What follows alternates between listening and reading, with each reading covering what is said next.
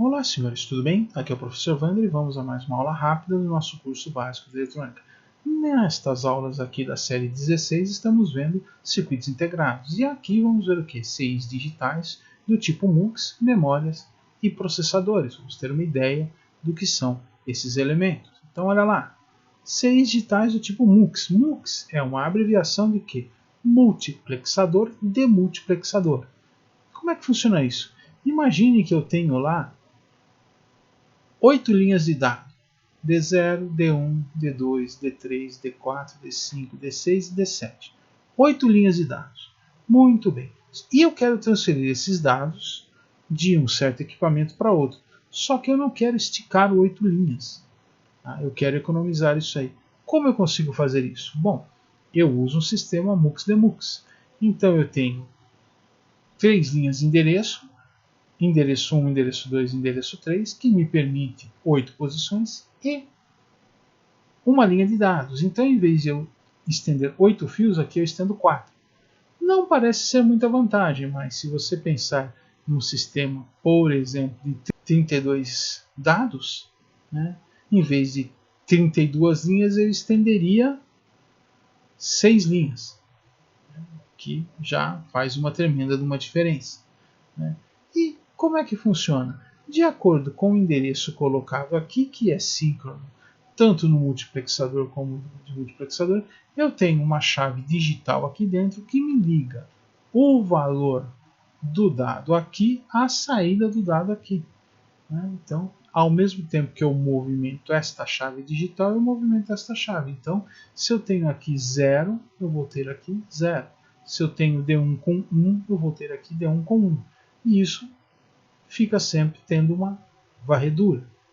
Tá? Tem um exemplo aqui, um circuito integrado, né, onde eu faço, né, eu tenho lá o meu sistema MUX-DEMUX. Né? Então olha lá, este aqui é para 4 dados, né, D0, D1, D2 e D3, 2 terminais de endereço, né, A1 e A2, onde eu consigo as 4 possibilidades possíveis, né, 0, 0, 0, 1, 1 e 0 e 1 e 1. Né? Tenho aqui o meu sinal G, que é o meu sinal de dado, né? E tenho um irmão. Tá? Eu tenho 2 aqui que funcionam da mesma maneira. Então eu consigo transmitir por um e receber pelo outro se eu quiser. Tá? Eu consigo fazer o MUX-DEMUX dentro de um circuito apenas. Né? CIs digitais de memória. Bom, é onde eu carrego os meus programas. Né? Então isso pode vir carregado pelo fabricante do CI, se for uma memória ROM, por exemplo, ou pode ser carregado pelo usuário ou pelo próprio equipamento, se for uma memória de uso temporário. Né? Por exemplo, hoje, né, o que tem aí de mais comum, tá, são os pendrives. Os pendrives têm memórias, tá, regraváveis dentro. Né? Eles têm pequenos CIs lá dentro, onde eu consigo gravar as informações e as informações são transferidas por um porte USB para fora. Tenho aqui alguns exemplos, né, de memórias, né, de CIs já de porte maior. Né? Aqui uma memória com entrada e saída de dados serial. Né? Isso é interessante. Então eu tenho tanto a codificação da posição de memória quanto a codificação do dado serial. Então eu não preciso de tantos pinos. Né? E estas memórias aqui não. Essas memórias aqui já têm a codificação paralela. Então elas precisam de uma grande quantidade de pinos, tanto para os endereços quanto para os dados. Existem processadores. Né? Então eu tenho aqui um circuito antigo, um processador antigo, o Zilog 8000, né? E tenho aqui um AMD R80 186 de 10 MHz. Né?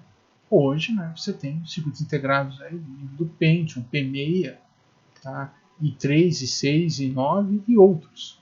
Né? São todos circuitos integrados com uma série de terminais, né? Alguns com os terminais do lado, outros têm os terminais embaixo do CI.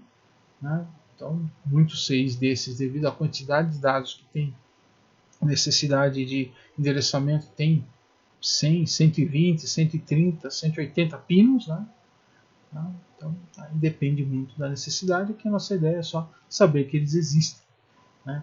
Tem aqui, né, um exemplo, né, uma foto em baixa definição de uma placa-mãe de um computador. Então aqui eu tenho um processador, que é um CI/Q, né, com muitos pinos aqui embaixo, né, então ele tem aqui um soquete de força zero de inserção, então eu tenho uma alavanca, eu levanto essa alavanca, eu destravo os pinos, eu posso retirar e recolocar o meu circuito integrado, depois travar, e aqui, ó, se os senhores notarem, né, formando um X aqui, eu tenho uma posição estratégica, né, aonde vai ser fixado o meu dissipador, porque esse circuito integrado esquenta muito, então eu preciso tirar calor dele, então aqui normalmente é montado o quê? Um dissipador e uma ventoinha, né, um cooler, como dizem, para trocar o calor, e aqui eu tenho o chipset. O que é o chipset? O chipset é um circuito integrado que faz algumas funções aqui, como endereçamento de memória, endereçamento de vídeo e tudo mais, deixando o processador aqui com o principal, né, do que a placa-mãe tem que fazer. Então ele faz aqui, né, ele é aqui o carregador de piano, ele faz a parte pesada de trabalhar com memória, a parte de vídeo e tudo mais, eventualmente drivar HDs, né? Agora aqui tem os terminais onde você liga os cabos SATA para ligar os HDs, né? Então aqui tem locais para colocar pentes de memória, né? E quem faz normalmente o endereçamento de todos esses caras aqui é o chipset, né? Então só um exemplo aí de aplicação de 6 já de densidade bem mais elevada, né? Senhores, na próxima aula nós vamos ver, né, 6 analógicos amplificadores operacionais, né? Então, se você está gostando das aulas, a aula completa pode ser encontrada nesse link, está na descrição do vídeo. Aqui é o professor Wander se despedindo. Tchau, tchau.